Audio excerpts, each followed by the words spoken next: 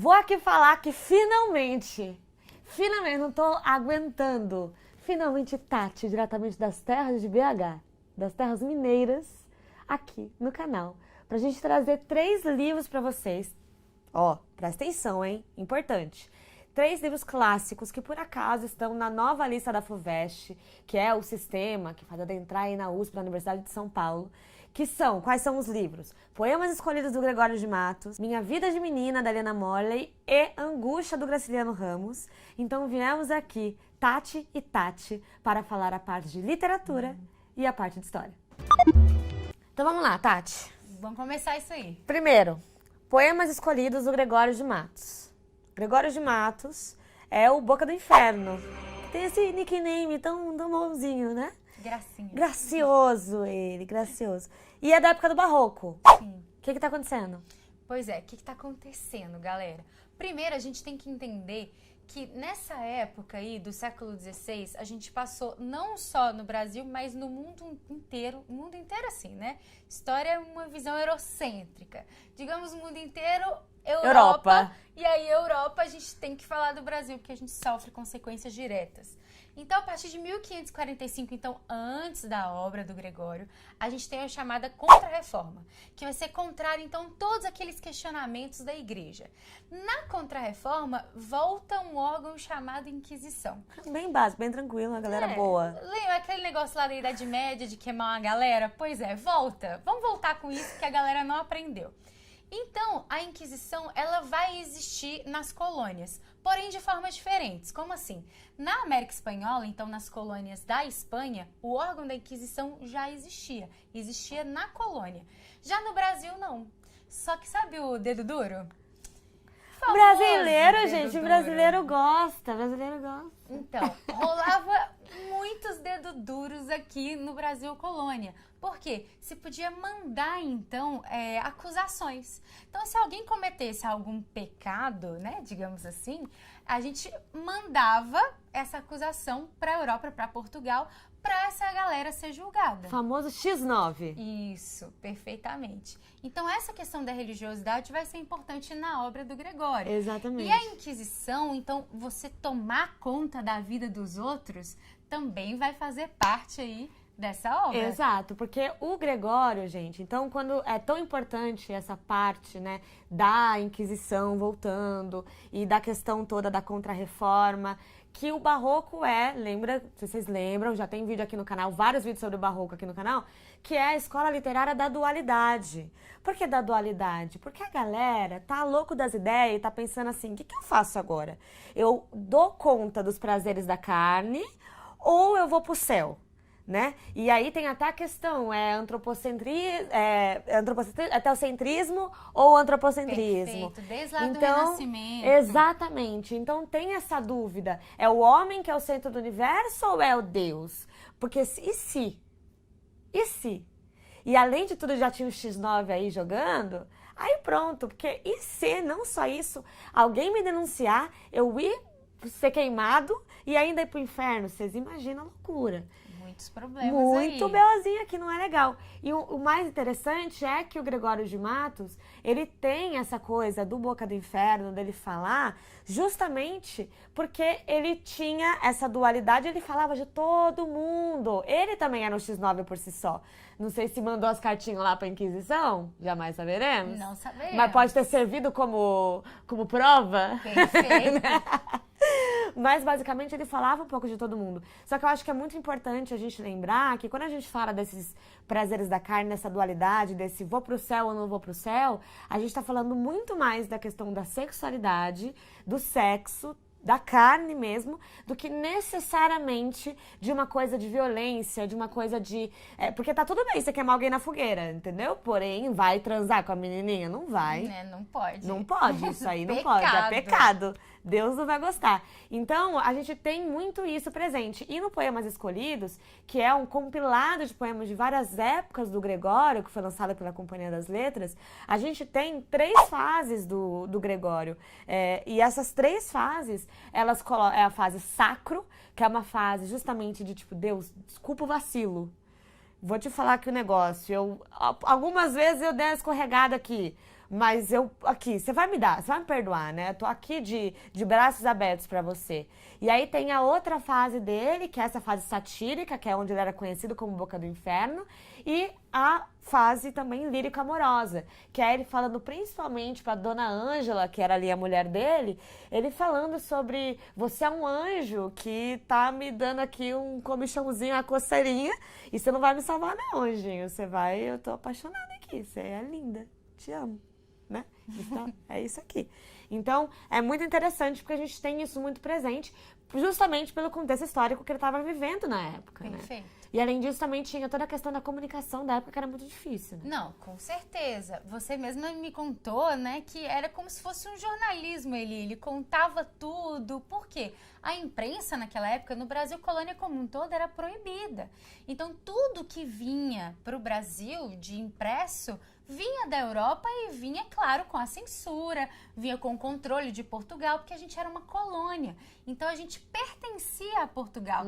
Logo, todas as regras eram feitas por Portugal. Exatamente. Então, no final, o Gregório virava, né? Ele chamava Boca do Inferno justamente porque ele virava o grande fofoqueiro da colônia ali, que ele sabia de tudo. E engana-se quem diz que Gregório fazia crítica social e que, portanto, só falava da galera que era rica. Não, ele falava do mais assim, ó, da galera mais abaixo pra galera mais acima, socialmente, financeiramente, etc. E, inclusive, ele tem poemas extremamente racistas, né, que ele fala, porque ele era o dono da razão, ele era o cara que sabia de tudo. Ele usa muito um vocabulário chulo, então tem muito palavrão, tem muito xingamento nas obras dele, nos poemas dele. Então ele fala de todo mundo, e aí até tem um poema dele que ele chama de mulato, né, que não é um termo que a gente cunha, que não é certo falar mulato, mas ele fala dos mulatos que com certeza vão pro inferno por causa da cor de pele. Então, olha que loucura, né? Ele é o Boca do Inferno porque ele não perdoava ninguém. E os poemas escolhidos dele dá pra ver muito isso. E dá pra ver essa dualidade da época, da religião versus a coisa do homem ali, da sociedade, vivendo naquela colônia, né? Vivendo naquela situação toda. E aí o segundo livro é Minha Vida de Menina, que já estava na lista desde 2018. Então, pra quem leu já... beleza, mas é um diário, em formato de diário. E apesar de ele ter sido publicado só em 1900 e pouco, ele é um diário feito por uma menina em 1893 a 1895. Mais ou menos nessa Mais época. ou menos, né? E o que está acontecendo nessa época? É uma fase bem importante para o Brasil, né? Com certeza, é uma fase que a gente fala que é uma fase transitória. Por quê? A gente está no final do período imperial, então, porque a gente tem a proclamação da República aí em 1889, então muito pertinho do livro, da escrita do diário, né? Do livro, do Diário da Menina. E também a gente tem uma data importantíssima, que é a abolição em 1888, que é também muito coladinho uma na outra ali. A gente tem a abolição, logo depois a gente tem essa república chegando no Brasil. Só que é o seguinte, como é uma fase transitória, a gente não pode falar que teve mudanças bruscas, não é mesmo? Por quê? A república está nascendo e o fim da escravização também está nascendo. Então, onde vai se inserir esse negro, né? Porque a gente tem a lei da abolição, mas a gente não tem nada que o Estado promova para inserir esse negro na sociedade. Então, não se dá nem condições para ele trabalhar, nem condições de moradia, não se dá terra, não se dá nada. Então, esse negro acaba ficando isolado. Mesmo porque o Estado, muitas vezes, preferiu trazer o imigrante com aquela política lá, muitas vezes do chamado branqueamento, do que dar uma oportunidade para esse negro, para esse ex-escravizado. Exato. E é muito legal porque a Helena Morley, que na verdade o nome dela é Alice, mas ela tem esse pseudônimo no diário e tudo mais, a Helena, ela é uma criança que está vivendo bem nessa época. Então, apesar dos pesares, ela é uma criança branca, ela é uma criança que não tem tanto dinheiro, mas tem um dinheirinho numa época ali. Então, ela estuda num colégio só com garotos brancos e garotas brancas. E a avó dela tem vários escravos e ela sempre cita e narra a amizade dela também com os ex-escravizados, que, diga-se de passagem, optaram por ficar na casa da avó porque não tinham para onde ir. Exato. E aí tem várias, e como é informada, imagina uma criança escrevendo um diário, que é isso que ela era. Então ela escreve, minha avó é engraçada, minha avó, quando teve essa coisa aí de liberar os escravos, minha avó ficou puta, falou, o que eu vou fazer agora com esses caras? O que eu faço com eles? Porque eles não têm onde cair morto, né? E aí também tem essa dupla ideia, né, da mulher matriarca brasileira, cuidando ali da casa, e também os escravos que nasceram, que não são mais escravizados, né? Os negros que vão nascendo, e ela fala, meu Deus do céu, um bebê nessa casa, se não é pra ser escravo, vai ser o quê essa criança? Né? Vai ser um filho pra eu cuidar, pra eu criar. E ela vai acompanhando isso, e por isso que a FUVEST insistiu nesse livro, que entrou no lugar de Capitães da Areia, do Jorge Amado, porque apesar de ser num formato que normalmente as universidades costumam deixar de lado, que é esse formato de diário, ainda assim tem a nomenclatura, né? Tem a questão, toda a visão de uma garota, de uma criança, que não era nem escravizadora, tampouco escravizada, mas que via de vários jeitos, de vários estilos, né? O que estava acontecendo ali no governo, o que estava acontecendo na cidade, o que estava acontecendo dentro da própria família. E como é uma história real... Sim. Né? Porque realmente foi um diário que, segundo a Helena Morley, segundo a escritora, foi pouquíssimo editado, né? A gente tem aí essa visão nua e crua do que estava acontecendo para a população. Porque quando a gente estuda nos livros de história, a gente vê o outro lado, a gente vê o que os vencedores contaram. Exato, a gente né? vê mais a visão do Estado, Exato. né? De tudo que dos documentos. E aí é importante a gente perceber o quanto a história e a literatura andam juntas. Totalmente. Porque muitas das vezes a gente consegue enxergar outras coisas que a história oficial, chamada oficial, não nos dá e não consegue atender. Exato. E aí essa literatura atende e muito bem, né? Exato, e consegue explicar assim, né, com muito detalhe, muito preciosismo. E Helena Morley, ela vive em Diamantina. E ela tá bem na época também, né, de que Diamantina já estava fadada ao fracasso, né? Porque a questão do ouro, na verdade, aí se remonta até ao século anterior, porque o ouro começa em Minas Gerais por volta de 1750 ali, e aí depois você tem a queda, não só o ouro como os diamantes, por isso a região chama Diamantina hoje. Na época chamava Arraial do Tijuco, mas aí teve o nome Diamantina justamente por achar essa grande quantidade, mas como na época Portugal explorou nossa, espremeu, né? Espremeu até o fim. Nessa época do livro aí já tá uma decadência enorme essa região. Mal acha o diamante, né? É muito, muito interessante, porque ela vai narrando e o pai dela é minerador, né? E o pai dela vive viajando e não fica mais em Diamantina. Então ela até fala muito sobre o que ela escuta do pai falando, né? E dos amigos do pai que chegam na casa dela e ficam assim, tipo, Diamantina já não tem mais nada, Diamantina não tem, só tem cascalho em Diamantina. Tem que ir para mais longe, cada vez tem que ir para mais longe para achar alguma coisa para sustentar a casa, né? Então, é isso, a FUVEST, em 2018, as perguntas sobre minha vida de menina foram principalmente ali, a sua maioria, voltadas para essa questão. Esse olhar de uma menina em questões tão históricas quanto ela passou, né? Porque foi uma época muito importante para o Brasil, como a formação, né, do Brasil, assim. E realmente, essa produção literária, ela é feita com as pessoas inseridas nesse processo histórico. Então, é lindo que a gente consegue ver em um nível de detalhamento, né, muito importante. Perfeito. E também, enfim, a questão da mulher, porque tem a questão da mãe dela, da avó dela mesma, que questiona e que uma criança, menino, não pode questionar naquela época. E muitas vezes por isso que ela o quê? Escreve. Por isso que ela escreve no seu diário. Ela fica muito irritada, ela é muito irritadíssima. Então ela fica irritada, ela vai e começa a escrever no diário. Vou escrever aqui porque aqui eu posso falar. E ela questiona coisas da ciência dentro da igreja. Imagina, já mal pode hoje, né? Imagina naquela época. Com certeza. Então é muito legal também pra gente saber como que a mulher era tratada naquela época. Tem vídeo aqui no Valer um Livro, assistam que eu detalho, tintim por tintim, os detalhes importantes aí pra gente fazer essa prova e entender melhor o livro. E por último, mas não menos importante, a gente tem Angústia, na minha opinião, humilde opinião, um dos melhores livros do Graciliano Ramos. Pra quem não sabe, Graciliano Ramos, escritor do Vidas Secas, né? É um livro publicado numa época que Graciliano está preso. Por que esse homem foi preso, Tati? Então... Que ele roubou? Não que eu saiba. Então, galera, essa época é uma época muito conturbada aqui no Brasil. Primeiro que a gente começa com a Era Vargas, né, em 1930. Então, na década de 30 até 45, Getúlio é que manda no Brasil. É ele e ponto final. E o Getúlio, ele sempre foi anticomunista, anti-anarquista. Por mais que as pessoas falem, mas ele estava junto do operário, aquela coisa toda. Ok, em parte sim, porque ele vai ceder em algumas coisas. Mas isso não quer dizer que ele vai aderir a movimentos sindicais e etc. Então, ele vai ser sempre contrário a esses movimentos. E o movimento sindical aqui no Brasil, ele começa muito com o anarquismo e depois com o comunismo. E aí vai ser esse contexto. Por quê? Surge, então, nesse momento, a ANL, que é um partido mais voltado para tendências comunistas. E esse partido, é claro, vai desagradar o Getúlio Vargas. E ele vai mandar fechar. Como ele manda fechar, a ANL se une para dar um golpe no Vargas, a chamada intentona comunista.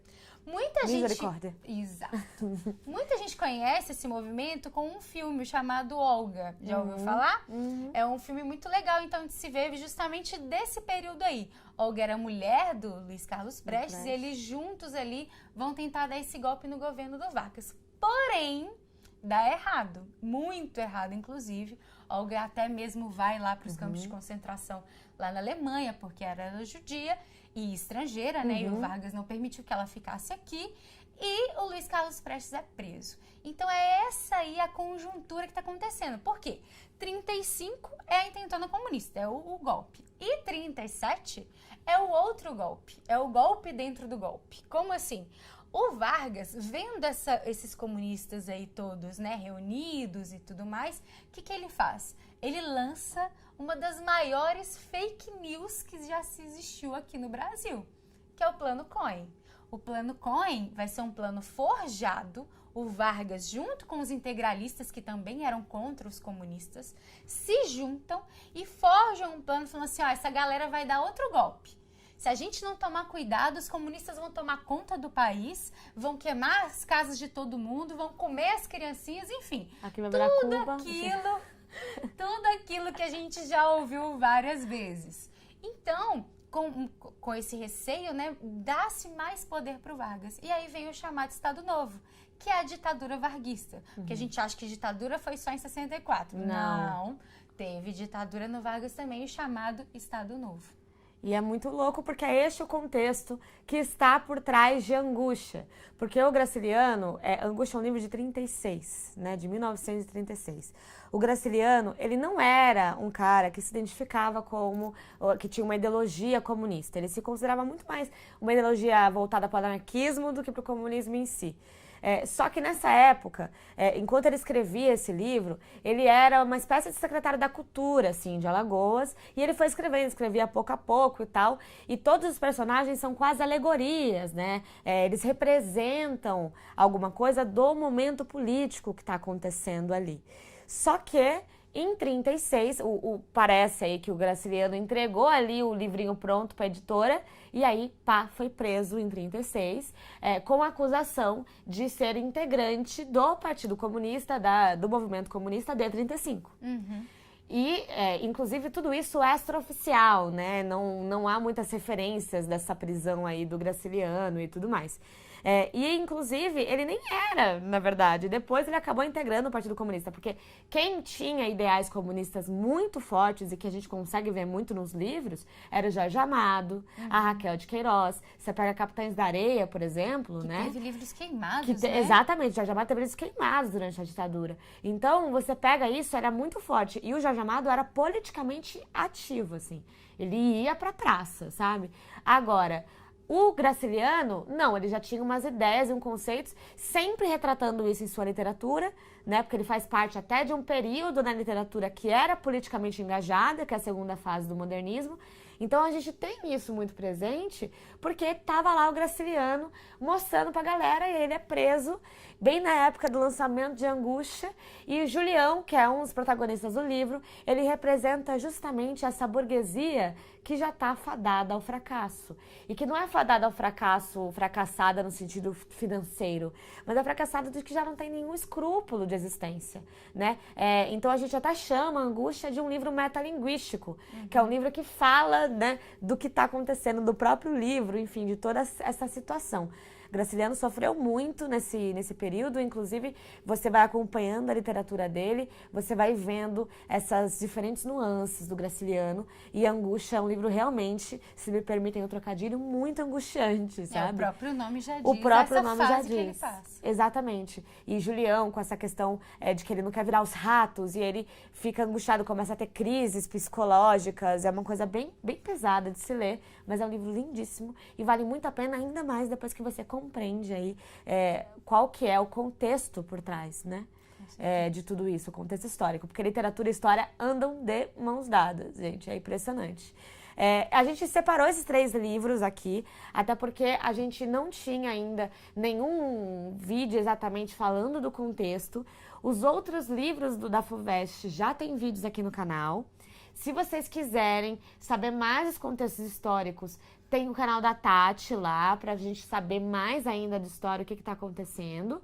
E também tem outros vídeos aqui no canal fazendo esses links com história. Tem até um vídeo com o Walter do Se Liga, também citando Iracema, Memórias Póstumas e o Curtiço, do contexto histórico. Mas eu vou lá pro canal da Tati, Historizando, para contar das escolas literárias e, portanto, do contexto histórico. Então, vocês vão até ali, ó, toda a base pra gente conseguir arrasar no vestibular, certo? A gente tá junto nessa. Espero que vocês tenham gostado. Comentem aí embaixo se tiverem alguma dúvida. Isso. E vão lá no canal da Tati que Te espero eu vou estar lá. A gente se vê. junto. A gente junto. Tati, Tati. Tati, Tati. Até a próxima. Um beijo. Tchau.